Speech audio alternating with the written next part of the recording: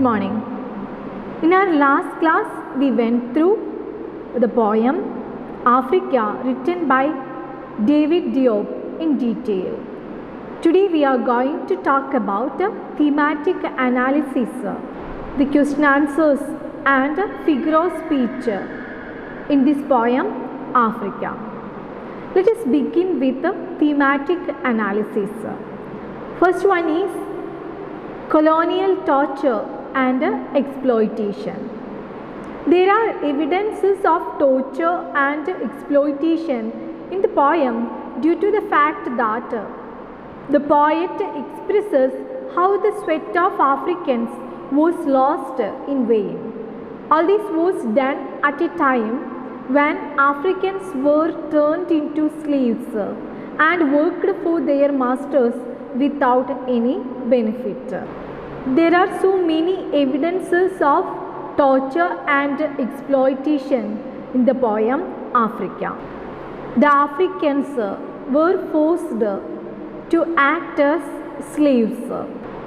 They were forced to work hard by the colonial masters without any benefit. The blood of your sweat, his sweat of your work, the work of your slavery. All these lines prove the exploitation and torture towards Africans. They were forced to work hard under the hot sun. They couldn't raise their voice against the colonizers. They are forced to work hard. The next one is oppression and humiliation. Oppression and humiliation were common practices in colonial time. They were used to force Africans work for colonizers without objection. This has left scars to Africa that we still depend on them even when they seem to mistreat us. We can see that oppression and humiliation were also the common practices in colonial time. The people were oppressed and humiliated under the colonial rule. We already identified Africans were forced to work hard. They didn't have the voice against the rulers. So they obeyed the colonizers without objection. We also understood Africans were physically and mentally tortured very brutally. We can see the red scars on their back. They also used lashes to give the punishment. This back that breaks under the weight of humiliation, this back trembling with the red scars and saying no to the whip under the midday sun. When we go through these lines, we can easily understand Africans were oppressed and humiliated under the colonial rule. Next, I want to speak about identity and awareness. The poet, however, seems to be aware of his identity as Black African. Although he grew up in France, he shows that black blood flows in his veins, which is to say he is still an African regardless of where he grew up. When he identifies he is a Black African, he becomes very happy and proud about the glorious past of Africa. We already understood Africans had beautiful savannas and also brave warriors. So when the poet identifies he has the black blood flows in his veins, he becomes very proud as an African. I have never known you, but your blood flows in my veins. When we go through these lines, we can easily understand the poet recognizes himself as an African. The voice that answers Diop sums up his African identity. Impetuous sun, that tree young and strong, that tree over there, splendidly alone amidst white and faded flowers, that is your Africa.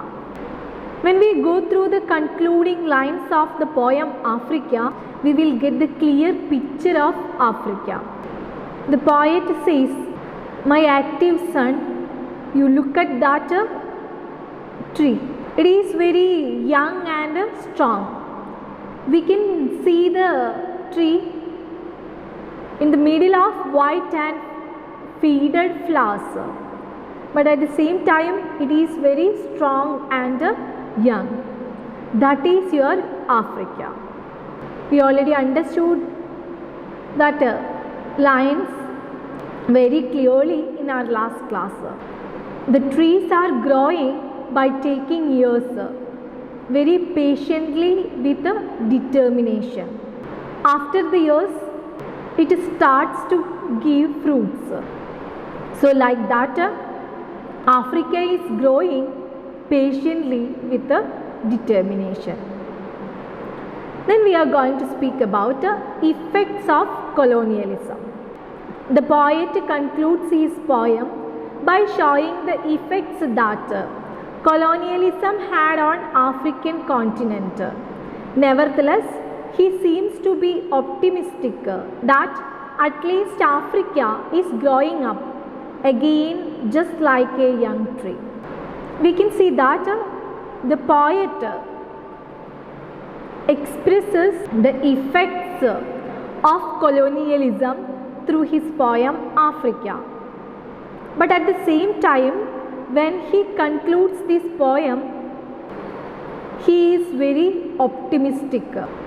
He says that Africa is growing up again just like a young tree. He also underlines it is very strong and young. Africa will get the liberty. That is Africa, your Africa, that grows again patiently, obstinately. Through these lines, David Diop proves Africa can grow patiently with determination. It is very strong and young. These are the thematic analysis relating the poem Africa. Then we are going to speak about the message of the poem. Definitely when we go through this poem, you will get the message. Colonialism paralyzed Africa, so it is up to us to build again. We must know our identity as Africans, where we come from, where we are, and what we need to do to get where we are going. We have to work hard to bring about development in Africa. We must fight against the oppression of the proletariat class. When we go through this poem Africa, we already identify the after effects of colonialism, because through this poem the poet speaks about the glorious past of Africa, the effects of colonialism. At the same time, the poet speaks about the identity and awareness of Africa through his poem. He reminds us it is very important. We should know the past of Africa, its culture and tradition, and we should protect the culture and tradition. At the same time, he reminds us it is not an easy job. You should be ready to work hard. Then only you can chase your dream. He also reminds us to fight against the oppression of the colonial rule. It's the time to raise your voice against the exploitation. These are the messages we will get through this beautiful poem, Africa. Then we are going to speak about relevance. The poem is relevant as it discusses the issues facing the post-colonial Africa. The current economic status of the present Africa was badly damaged during colonialism. There are many economic policies adopted in an attempt to recover the economy of African countries. Oppression and humiliation are still common in post-colonial Africa. I told you several times through this poem we will get the picture of glorious past of Africa, colonialism in Africa, post-colonialism in Africa. We can also understand the issues facing the post-colonial Africa. We can see that the economic status was badly damaged during colonialism. So definitely they should adopt many economic policies, then only they can recover the economy of African countries. He repeatedly reminds us oppression and humiliation are still common in post-colonial Africa. So it's our duty to fight against colonial rule. Then we are going to speak about a tone of the poem Africa. What is tone? Tone is the feeling or emotion expressed by the poetic speaker or persona toward the subject or characters being written about. Tone is what the speaker feels about what is being said. Tone is the feeling of the speaker or poet. When we go through the lines of the poem, we can also feel what the poet intends through this poem. Let us speak about the tone in the poem Africa. The intriguingly unique poem has an overall tone and a secondary or middle tone along with a tertiary tone. The overall tone is heard in the first 6 and the last 2 lines. In between are the 2 other tones, the secondary and the tertiary. We can see there are 3 tones in the poem: overall tone, secondary tone and tertiary or third tone. Overall tone we can see in the first 6 and last 2 lines of the poem. In between that we can see the secondary and tertiary tone. The overall tone begins with the first line, then melts into the secondary tone part away through the 7th line. Your beautiful black blood that irrigates the fields. The secondary tone carries on from there too, but a grace voice answers me, which introduces the tertiary tone before the poem returns to the original overall. So all of you please take your textbook and go through these lines. I already told you first 6 lines and also the last 2 lines. These lines belong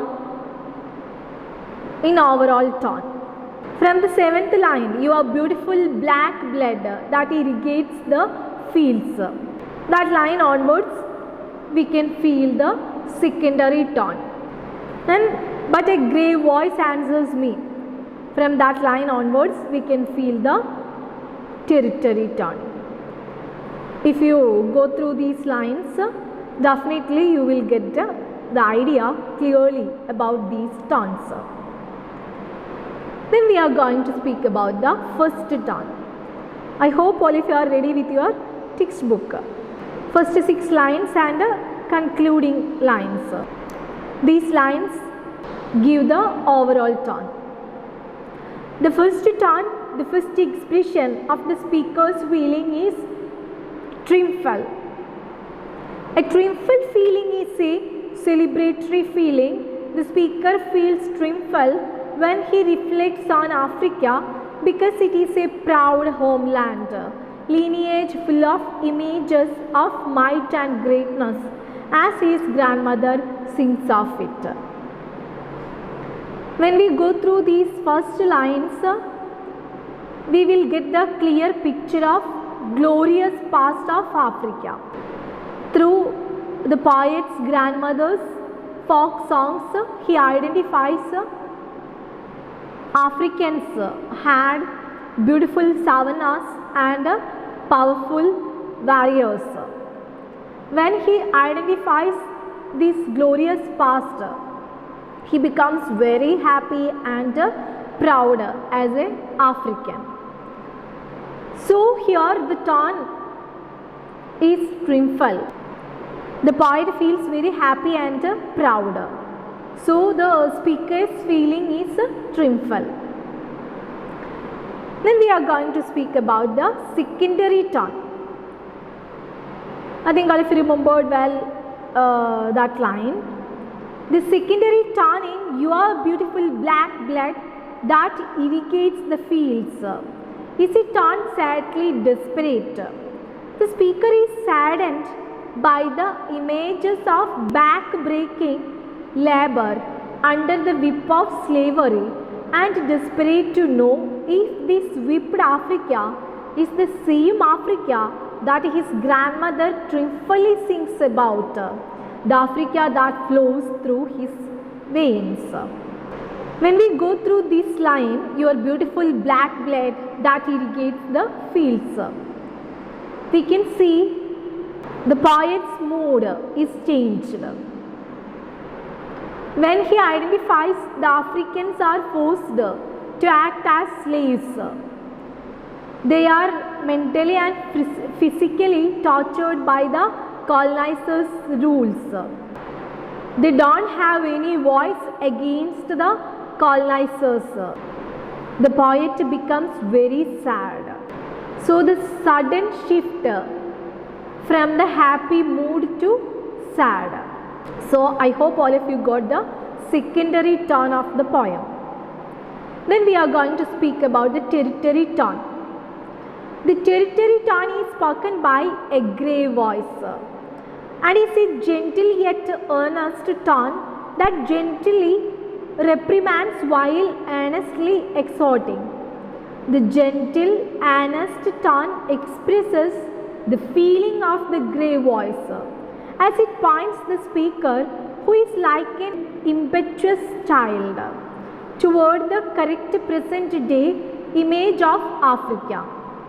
Africa is not the image of bent and whipped backs, but the image a tree, young and strong, that is acquiring and bearing the fruit of liberty. We can see that the tertiary tone begins from the line a grey voice. Actually here the grey voice, it is a collective voice from the grave. The voice is very gentle and the earnest tone expresses the grey voice. It points the speaker, who is like an impetuous child, very active child. Then the poet gives a clear picture about the present Africa. We can see that Africa is very young and strong. It is growing patiently with determination. I hope all of you understood the tone of the poem.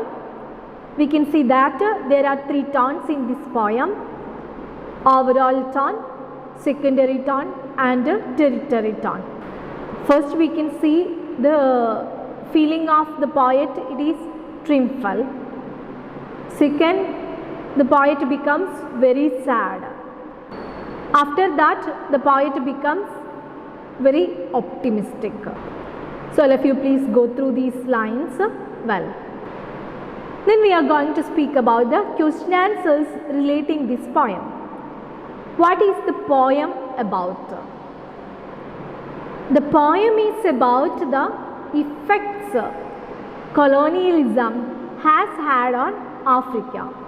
It traces the history of pre-colonial Africa, then shows the torture that Africans underwent in colonialism and how Africa is starting afresh like a young tree. So we can see that the poet speaks about the three stages of Africa: glorious past of Africa, colonialism in Africa and post-colonium in Africa. At the same time, the poet concludes with the hope that Africa should get its freedom. What type of the poem is this? It is a free verse or modern poem, as it doesn't follow all the strict rules for writing poems. There are variations in the length of verses in the poem. We already understood there is no particular rhyme scheme in this poem. He didn't use any strict rules for writing this poem. What does the symbol that tree young and strong suggest? First of all, the symbol refers to Africa. It suggests that after colonialism, Africa began to grow up again just as a young tree. Actually, the poet uses tree as a symbol of Africa. Through the tree, the poet reminds us, just like a tree, Africa is very young and strong. It will acquire the freedom. Why do the fruits acquire a bitter taste of liberty? Why does liberty taste bitter? The fruits acquire a bitter taste because liberation of the oppressed is not a simple thing. It needs sacrifice and determination. Some people lost their lives in the process. So in such a case, liberty is never sweet but bitter memories. We already understood the effects of colonialism and post-colonialism in Africa. Africans were mentally and physically tortured by the colonizers. So it is very difficult to get their freedom back. They should give their own lives to get the freedom back. That's why the poet used liberty taste bitter. What is the tone of the poem? The tone changes from the beginning. It is happy. In the middle, it becomes sad. This makes the tone nostalgic and the mood becomes optimistic. Actually, we spoke the tone of the poem in detail. We already identified first the poet is very happy, then he becomes very sad, then he becomes optimistic. Why does the poet say that black blood flows in his veins? Black blood in this poem symbolizes African nature, as there is no blood that is black in color. So he shows that although he grew up in France, he is still aware of his African identity. The poet uses black blood or a symbolism. Through this black blood, he speaks about Africans. We can see that the poet grew up in France, but when he identifies his identity as a black African, he becomes very proud and happy. How have the past effects of colonialism shaped the African's present? The socio-political and economic state of Africa today was seriously affected during colonial time. So Africa was paralyzed and is just starting afresh as a young tree while the colonizers are well off. I hope all of you got a clear picture about the effects of colonialism in Africa. Because of this colonialism, Africa was paralyzed. But at the same time, Africa is just like a very young and strong tree. It is ready to grow patiently with determination. Comment on the figures of speech and poetic devices in the poem Africa. We can see there are so many figures of speeches used in this poem Africa. First one is anadiplosis. Have you heard anadiplosis? Anadiplosis is the repetition in which the last expression of one statement becomes the first expression in the following statement. When we go through the example, you will get the clear idea. The blood of your sweat, the sweat of your work, the work of your slavery. Did you notice that? In the first line and with the word sweat. The second line starts with the same word sweat. The second line ends with the word work. The third line begins with the word the work. So we can see that the last word is repeating in the first expression in the following sentence. It is known as anadiplosis. Is it clear? Then we can move to the next figures of speech. It is rhetorical question. What is rhetorical question? A question that does not need a reply. Such questions we are calling it as rhetorical question. Can you find out the example? Yes, you please look at that line. Is that your back that is unbent? There is no need to give an answer for this question. So it is rhetorical question. Then we can move to the next figure of speech, symbolism. Scars, whip and blood. Have you noticed these words? They stand for the torture that Africans went through in colonial time. Then we can also see black blood. Black blood symbolizes African identity. Symbolism is also very major element in this poem. Then we are going to speak about imagery in this poem. We can see there are two images in this poem. First one is gustatory image. What is gustatory image? Image of taste. It is known as gustatory image. Bitter taste of liberty. Then thermo image. Thermo image means image of heat. The sweat of your work. So here we can see the thermo image. In imagery, we can see that the poet uses two images, gustatory image and a thermo image. Next one, I want to speak about personification. I know personification, it is very familiar for you. The poet addresses Africa as though it is a human being and has blood that flows and can sweat, etc. We can see examples, but a grey voice answers me. Here, grey voice. Your beautiful black blood. Black blood.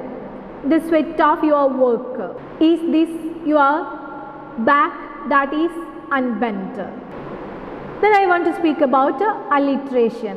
What is alliteration? It is repetition of similar consonant sounds at the beginning of consecutive words. We can see alliteration in this poem. Example, your beautiful black blood. Here we can see the repetition in b sounds. Beautiful b, black b, blood b. Next figure of speech is reiteration. What is reiteration? It gives emphasis on a particular word. So we can see that the word Africa is repeated almost 7 times throughout the poem. Africa, my Africa, like that. Next figure of speech is hyperbole. What is hyperbole? Over exaggerating statement. That it is known as hyperbole. We can see that your beautiful black blood. That is under exaggeration because there is no black blood in color. The next, your beautiful black blood that irrigates the fields. There is no blood enough to irrigate the fields. So we can see here the over exaggerating statements. Last one is anaphora. What is anaphora? The repetition of a word or phrase at the beginning of successive clause. It is known as anaphora. So we can see the first lines. Africa, my Africa. Then Africa of proud warriors in the ancestral savannas. Africa of whom my grandmother sings. So here we can see the figure of speech anaphora. I hope all of you understood the figure of speech used throughout this poem, Africa. All of you go through the poem, its paraphrase, thematical analysis, question answers, tone and figure of speech in detail. We will meet in the next class with a new chapter. Thank you.